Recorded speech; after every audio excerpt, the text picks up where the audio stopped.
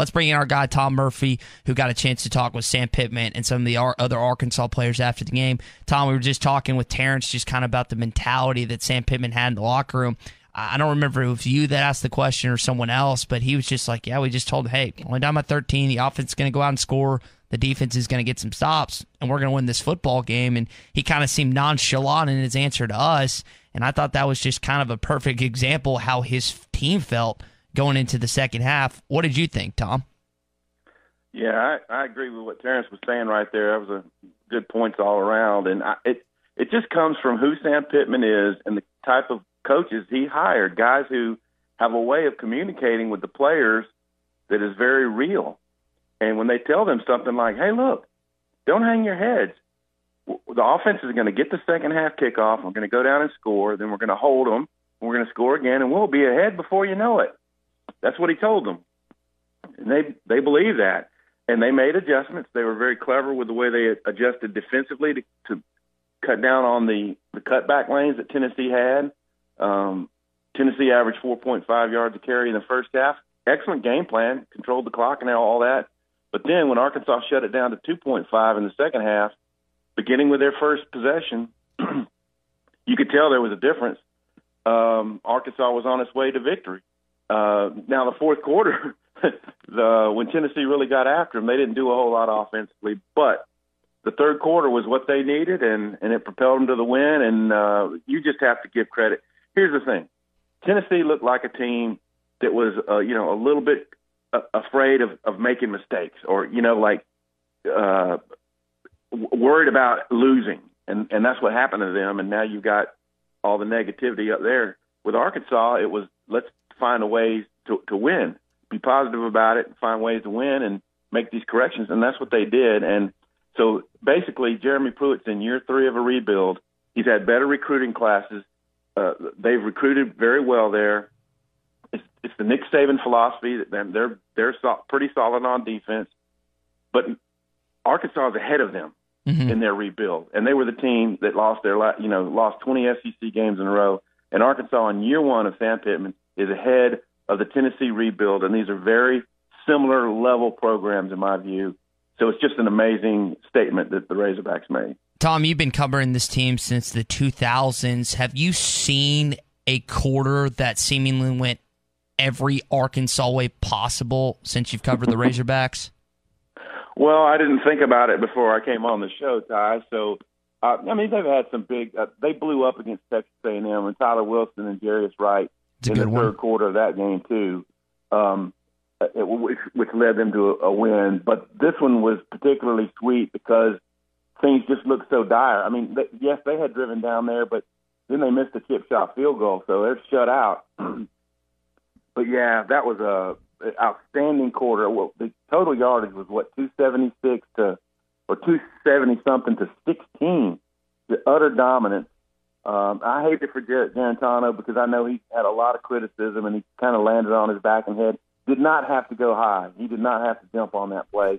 He was too short of the first down, and I do think that was a big momentum changer for the Razorbacks. Yeah, kind of that. It wasn't quite Elway in the helicopter play, but it was something like a cousin to that that led to his dismissal from the ball game. So let's look at the comparison of the juxtaposition to the first half, where Arkansas did get a first down on each of its 4 possessions, but came up empty-handed, a punt, a missed field goal, and then 2 more punts to end the half in Arkansas's 4 possessions. Their best drive was 16 plays, 71 yards, but ended in a missed field goal. What was the missing ingredient in your perspective in the first half? They kind of fell behind after watching Tennessee go 12 plays, 42 yards, got a field goal, 16 plays, 81 yards. They ate up a lot of clock on that other sideline.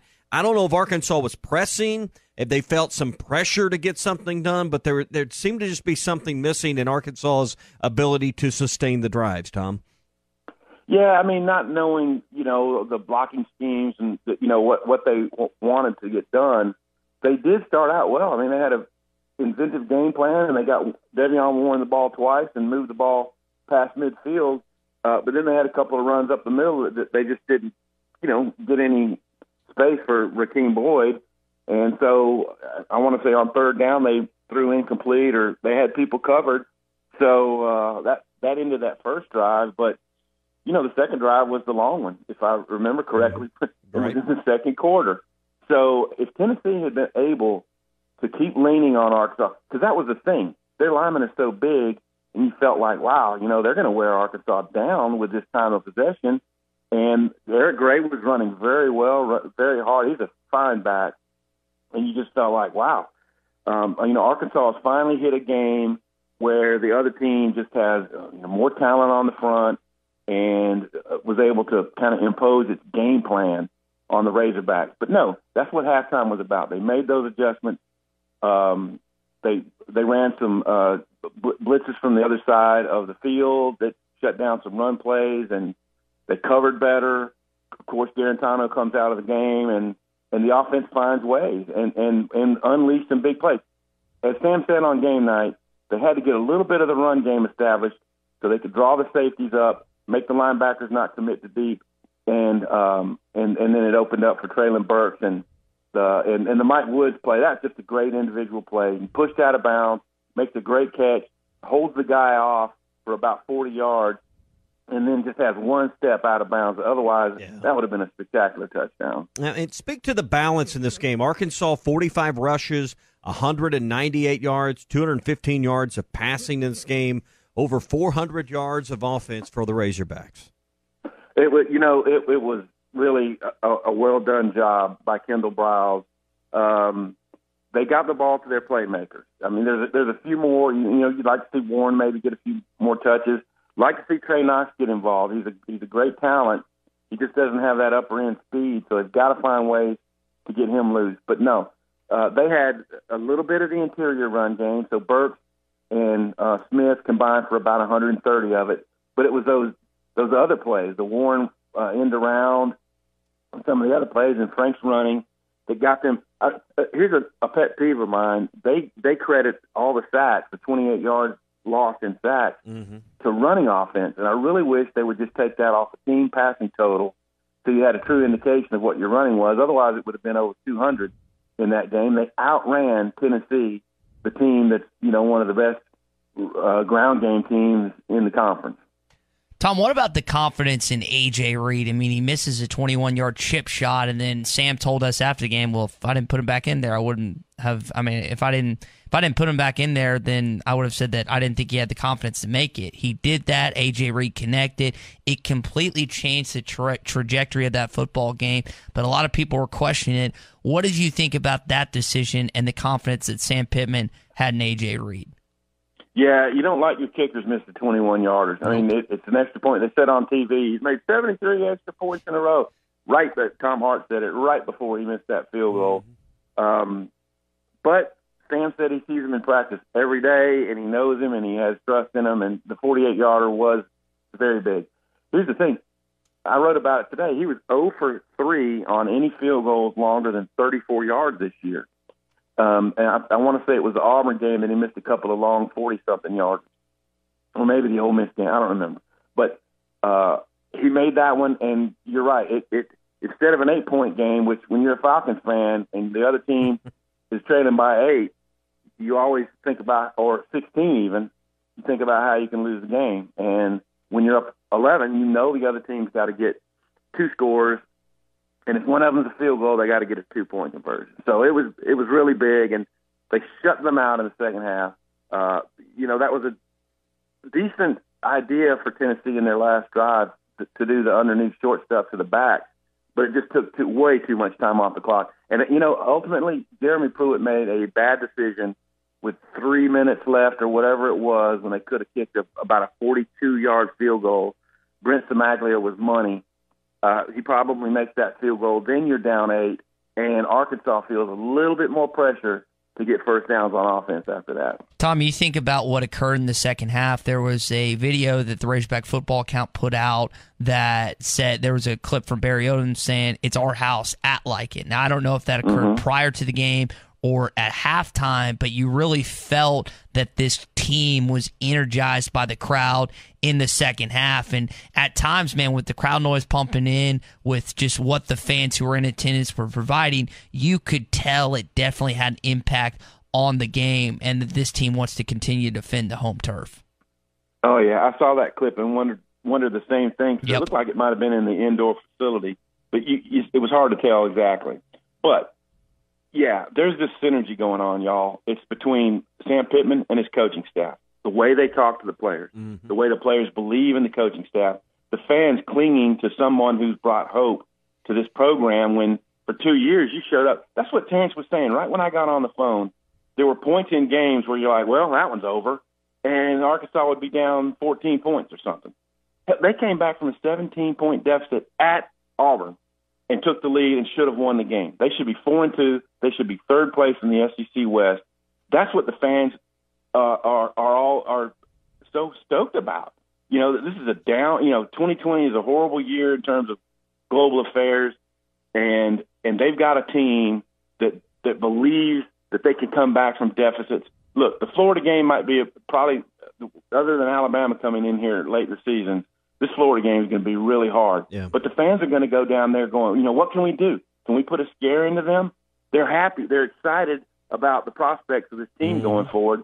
And if you project this game to last year, it would have been like, hell, I'm not even going to watch. I'm going to go deer hunting. I'm going to do something else with my day. Yeah. I'm going to watch the damn game this time. Yeah, absolutely. And we'll get to that. I want to ask you one more question about this offense, and particularly the fourth quarter where they were playing from the lead. But you look at, offensively what Arkansas didn't accomplish in the fourth quarter. And I thought Jordan Rogers made an interesting comment because, 3 yards of offense, however, when Arkansas was trying to run the clock, trying to do something maybe they're not built to do. And we've all been frustrated with Arkansas's desire to continue to keep a quick motor even when playing with the lead. And Jordan Rogers made the comment in some of his conversation with Kendall Browse, this offense isn't built to milk the clock, to work the clock. And we saw that in the fourth quarter. They had possessions in the fourth quarter, 5 plays, -4 yards, 3 plays, -10, 5 plays, 17 yards, and then the end of the half with no plays, no yards on the interception in the end zone. So that's not even an offensive possession. What are your thoughts on that? As we have seen Arkansas, frustrate the fans at times where they snap the ball quick, but he may be spot on here. This isn't an offense that really knows how to gear down, even when the situation calls for gearing down. Yeah, that's the quandary, isn't it? That what Jordan Rogers said on TV, I had my earphones in that night of the game, so I've heard it twice now, was that this is an offense that's not built to milk clock. And he said you can see the guys, they'd get the call in, and then there'd be a little bit of standing around.